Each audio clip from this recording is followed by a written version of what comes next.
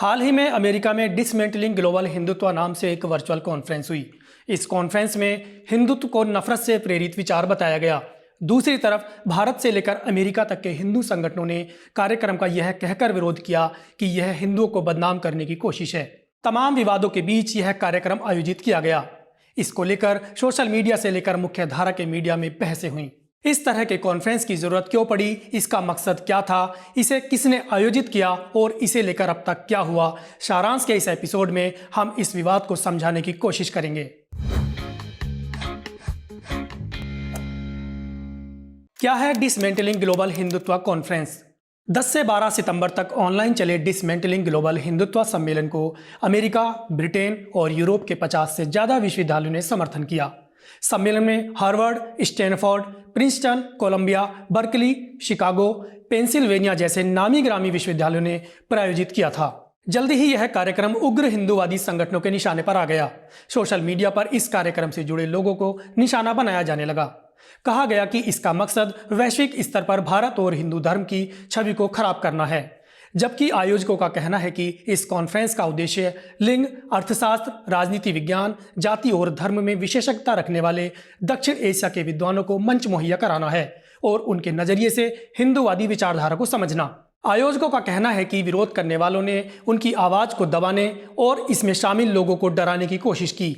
यही नहीं, इसके विरोधियों ने आयोजकों को मारने तक की धमकी दी। आयोजकों का दावा है कि इस वर्चुअल सम्मेलन के लिए करीब 10,000 लोगों ने दुनिया भर से रजिस्ट्रेशन कराया, जबकि 7,500 से अधिक लोगों ने इसमें हिस्सा लिया।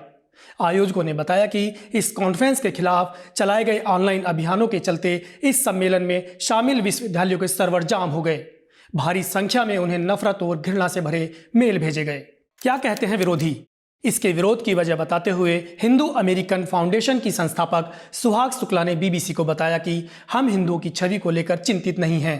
ये लोग हिंदुओं के खिलाफ अपना नफरत भरा एजेंडा दशकों से चला रहे हैं। हमारी चिंता इस बात को लेकर है कि जब प्रोफेसर अकादमिक स्वतंत्रता के नाम पर विभाजनकारी और नफरत भरे भाषण देंगे और इसे सक्रिय राजनीति का समर्थन मिलेगा, तब इसका उदार शिक्षा व्यवस्था पर क्या असर होगा।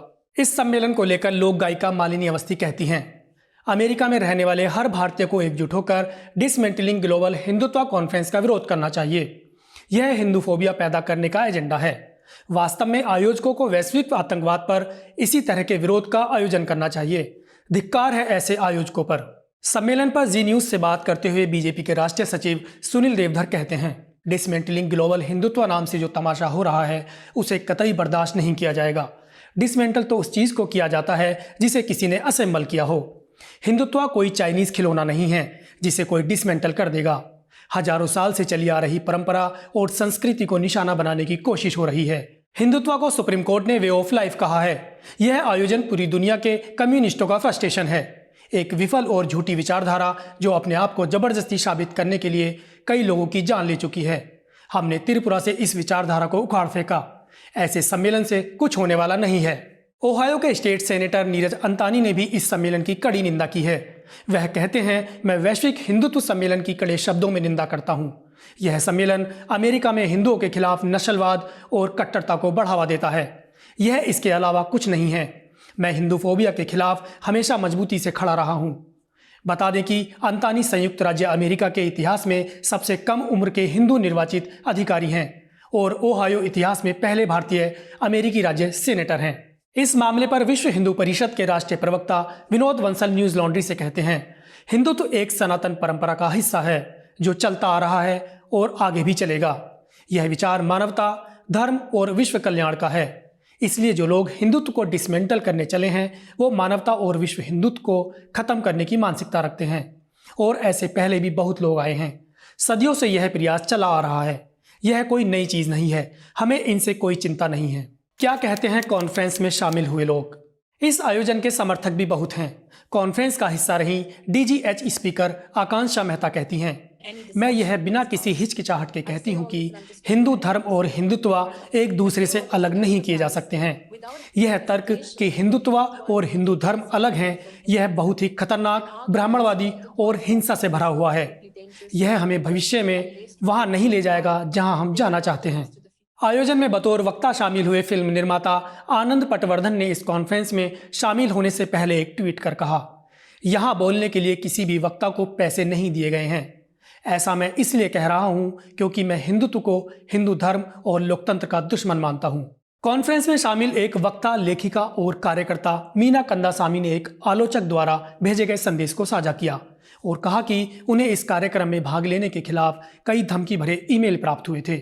इस कार्यक्रम में बतौर स्पीकर शामिल हुई मीना कंदासामी के बच्चों की तस्वीर ऑनलाइन पोस्ट की गई, जिसका कैप्शन था, आपके बेटे को एक दर्दनाक मौत का सामना करना पड़ेगा, और साथ ही उन्हें जातिवादी गालियां भी दी गईं।